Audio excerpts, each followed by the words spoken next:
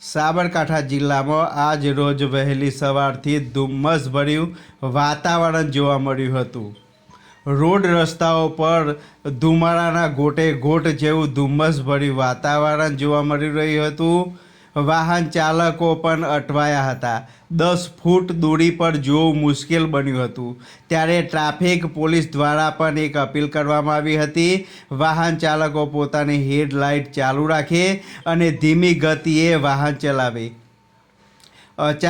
અચાનક આવેલા હવામાન ખાતાની આગાહીને પગલે હવામાન ખાતાનો પલટો જોવા મળી રહ્યો હતો.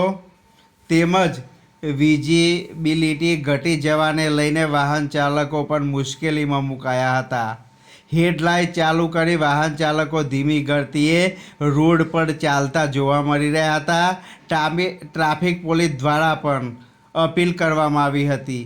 વાહનોની ડીમ લાઇટ ચાલુ કરો, હેડલાઇટ ચાલુ કરી રોડ પર વાહન ચલાવો અને ધીમી ગતિએ વાહન ચલાવો.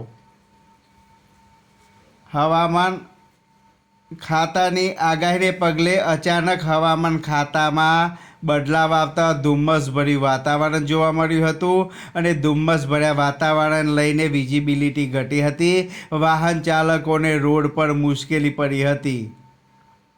ટ્રાફિક પોલીસ દ્વારા હેડલાઇટ ચાલુ કરવા માટેની પણ અપીલ કરવામાં આવી હતી અને વાહન ચાલકો ધીમી ગતિએ વાહન ચલાવે તેવી પણ અપીલ કરાઈ હતી.